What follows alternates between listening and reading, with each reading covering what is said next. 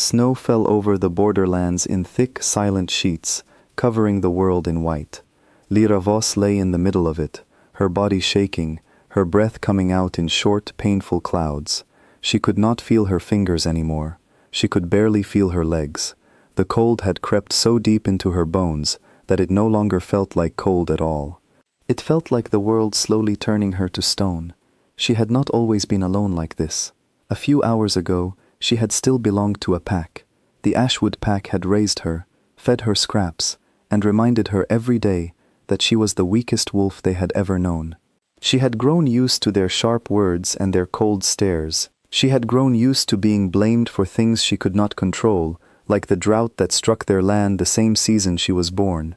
The older wolves whispered that she brought bad luck. The younger ones simply avoided her, afraid that her weakness might somehow spread to them. But even after years of being pushed aside, she never imagined they would leave her to die. When the rival pack threatened war, the Ashwood Alpha had needed something to offer, some way to show strength without truly risking anything of value. Lyra, in his eyes, was worth nothing. She was an Omega with a weak wolf, unable to fully shift, unable to fight, unable to defend the pack in any real way. So he decided she would disappear. Officially, she would be marked as an exile, sent away for her own safety. Unofficially, she was left in the frozen borderlands between territories, a place patrolled by no one, protected by no one, where the cold itself would finish what the pack did not want to be blamed for. Lyra understood this as she lay there, staring up at the grey sky through half-closed eyes. No one was coming to save her. No one even knew where she was, except for the Alpha who ordered her exile, and he certainly would not come looking. She thought of small things as her eyes grew heavier. She thought of the warm bread the pack cook used to give her when no one else was watching. She thought of the one beta wolf pup who used to sit beside her at the edge of gatherings, not out of friendship, but because he too was often left alone. She thought that dying alone in the snow was, in some strange way, exactly how her life in the pack had prepared her to end. She did not hear the footsteps at first. She barely registered the shift in the wind, the way the snow seemed to part around something large and powerful moving toward her. It was only when a shadow blocked out what little light remained that she managed to open her eyes fully. A man stood over her, tall and broad, his eyes sharp and gold, glowing faintly with the power of his wolf. She had never seen him before, but something about the way he carried himself told her immediately that this was not an ordinary wolf. This was someone used to being obeyed without question. "You're still breathing," he said, kneeling beside her. His voice was low, steady, without the cruelty she had grown used to hearing from men of power. She tried to speak, but her lips were too cold to form words. He noticed the mark burned into her wrist, the exile brand that Ashwood used only for Omegas they wanted gone without official blame. His jaw tightened, though she was too weak to notice the flash of anger that crossed his face. He lifted her carefully, as if she weighed nothing at all, and began walking north, away from the borderlands, away from everything she had ever known. She woke up warm. For a moment, she thought she must be dreaming, because warmth was not something she associated with her old life. She was lying in a soft bed, wrapped in thick blankets, in a room lit by a low fire. Her body still ached, but the aching now felt like healing instead of dying. A young woman entered quietly, carrying a tray with food and water. She introduced herself as one of the healers of the northern wolves and explained, gently, that Lyra had been brought here by their Alpha King himself. Lyra did not understand what that meant at first. She had never heard of an Alpha King before, only regular Alphas who ruled single packs.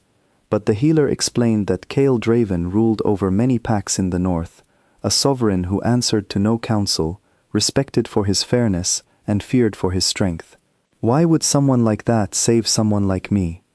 Lyra asked, her voice hoarse. The healer only smiled kindly. "You'll have to ask him yourself." Over the next few days, Lyra slowly regained her strength. She was given proper meals, clean clothes, and a room of her own, something she had never had even within her old pack.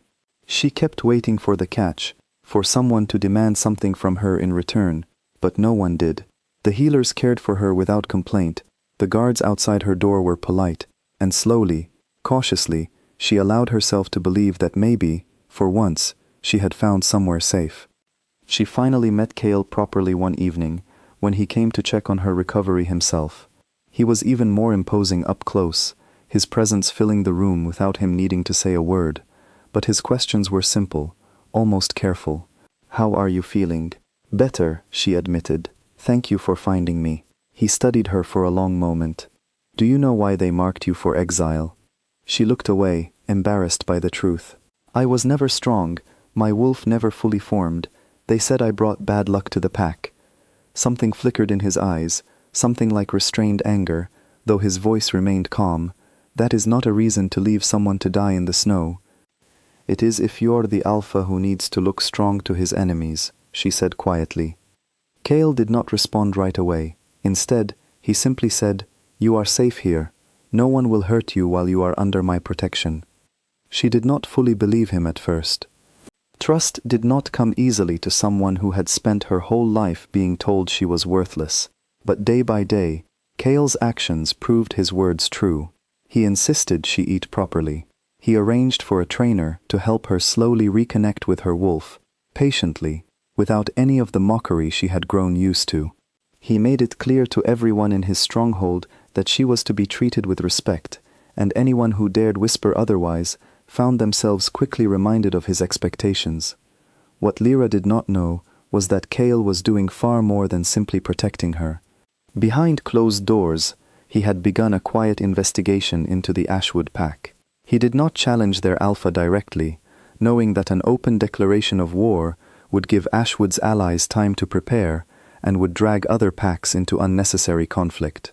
Instead, he worked in silence, gathering evidence of the illegal exile branding, a practice long outlawed under the ancient treaties that all packs had sworn to honor. He quietly turned trade partners against Ashwood, offering better deals to those willing to cut ties. He gained the trust of lower-ranked wolves within Ashwood who had grown tired of their alpha's cruelty, learning secrets that the alpha thought were buried forever. Lyra noticed the change in him during these weeks, the long hours he spent away, the tension in his shoulders when he returned. She began to suspect that his quiet war was not only about justice or broken treaties, it was about her.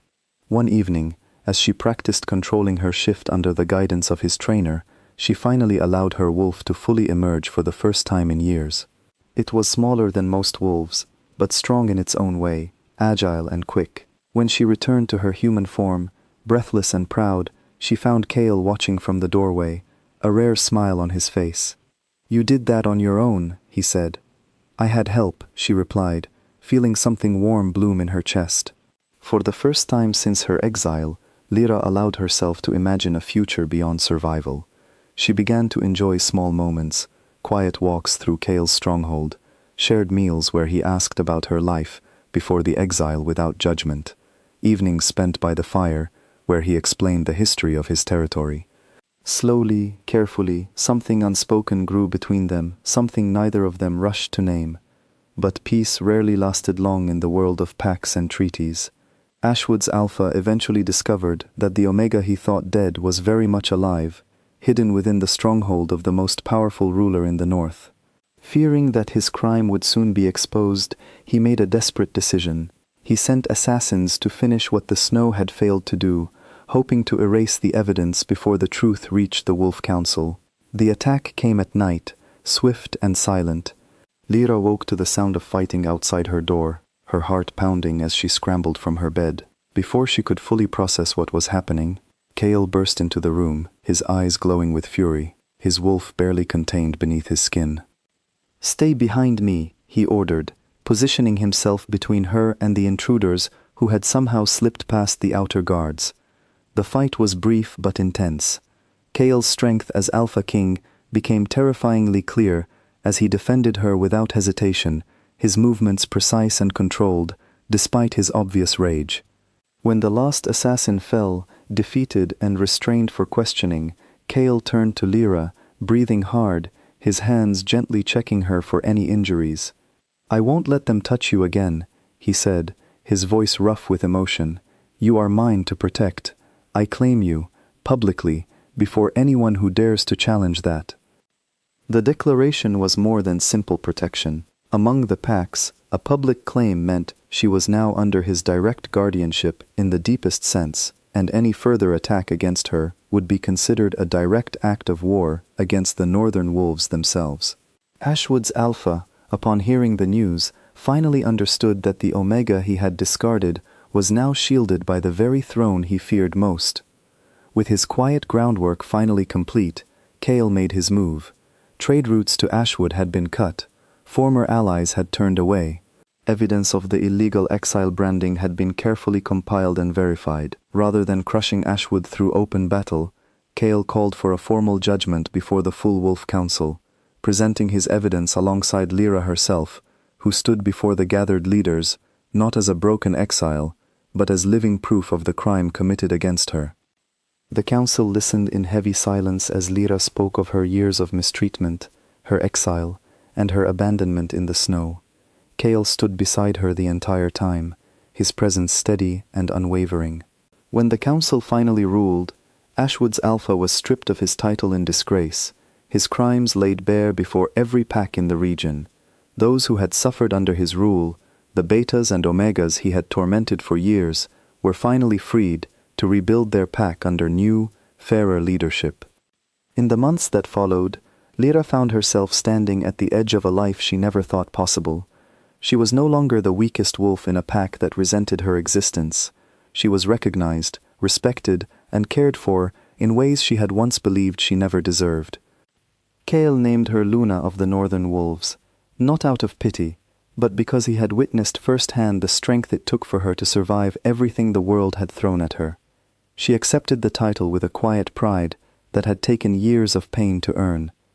On a clear spring morning, Lyra stood at the border of the newly reformed Ashwood territory, the same land that had once left her to die in the snow. This time, she did not walk in fear or shame. She walked beside Chaol as an equal, no longer a victim of the past, but someone strong enough to help shape a better future for those who had suffered as she once had. As she looked out over the land that had tried to erase her, she felt something settle deep within her chest, something steady and unshakable. She had been left to die once, forgotten and unwanted. Now, she stood as proof that even the ones the world discards can rise to become something far greater than anyone ever expected.